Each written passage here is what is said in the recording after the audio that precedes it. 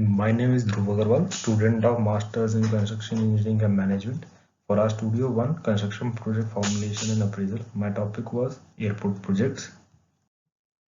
Coming to the introduction, the project is a greenfield project and it is divided into three phases. The cost of overall project is estimated to be 17.12 billion rupees and the developable area is 1426 hectares. The scope considered for the feasibility study is terminal building under phase 1, which has a capacity of 3.5 million passengers per annum, and the proposed area is 35,000 square meter. Currently, the project is in planning phase and company has appointed the engineering consultant to prepare the detailed project report. Over here we have the project timeline. The project started in 2012 when a special purpose vehicle was formed. In 2013, the company prepared the project pre-feasibility report. In 2014, the project got the site clearances from MOCA and no objection for construction from Ministry of Defense. In 2015, it got the environmental clearances. In 2016, MOCA granted the in-principle approvals. In 2018, Airport Authority of India was involved in the SPV, and in 2019, the client has appointed the engineering consultant to prepare the DPR. Under our feasibility study, we carried out detailed analysis for our various topics. The first is work breakdown structure.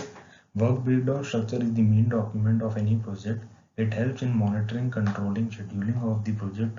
The whole project is divided into 5 phases: inception, planning, execution, closeout, and operation maintenance. The detailed the work breakdown structure is shown below. As we can see, in under planning and development phase, we have categorized it under tendering process for engineering consultant, then appointment of engineering consultant, then vetting of DPRs, clearances and approvals required for the construction, tendering process for PMC, then tendering process for EPC contractors.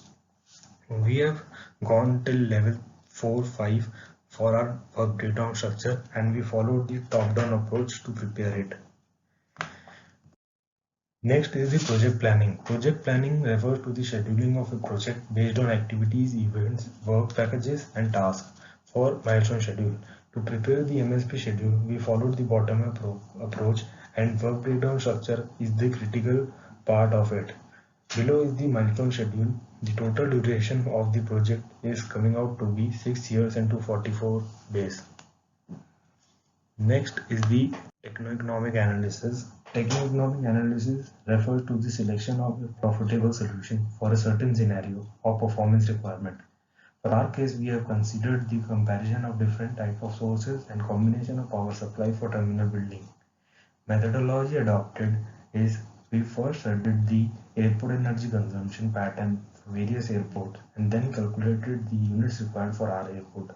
Then we calculated the total charges incurred for supply from nearby distribution grid. Then we checked the feasibility of solar plant and estimated its cost. Then checked the other alternatives combinations, that is solar plus distribution grid supply, and estimated the cost of it. Then we calculated the cost benefit ratio. From this analysis, the conclusion was in 25 years we can minimum save of approx 44 crores and the cost benefit ratio is coming around 1.14. Next is the procurement strategies. Procurement strategies refer to the analyzing the analytical framework, which depends on two main components, that is local variables and project modalities. The project modalities considered for our project are fully public, management contracts, concession, fully private. The local variables which we have considered are like legal framework, political risk, fiscal space, macroeconomic factors, institutional capacity, willingness to pay, tariff sustainability, and size and location.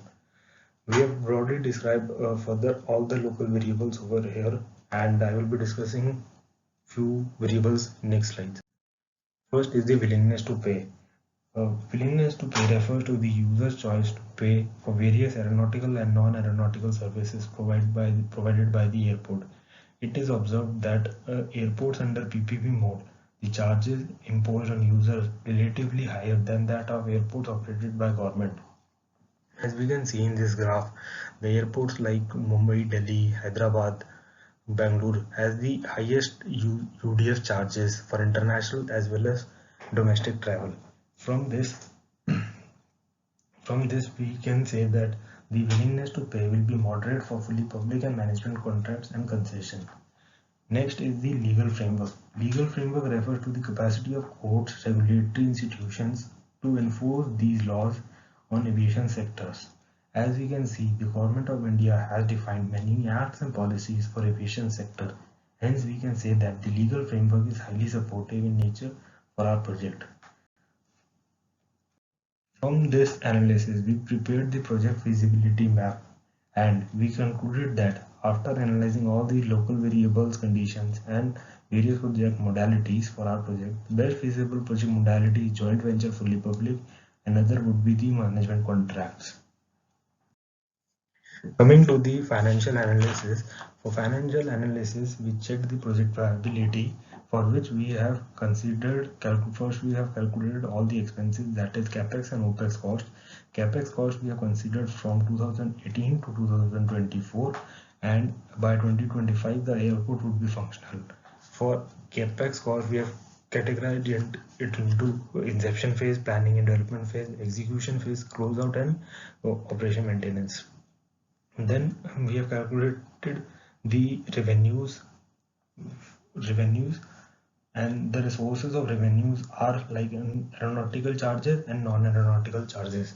Then from this we did the financial analysis and we concluded that the project is financially viable and it will obtain its break even in 2037, and the NPV is coming around positive 3000 crore, which indicates that the project is viable and the IRR of the project is coming around 13.45%.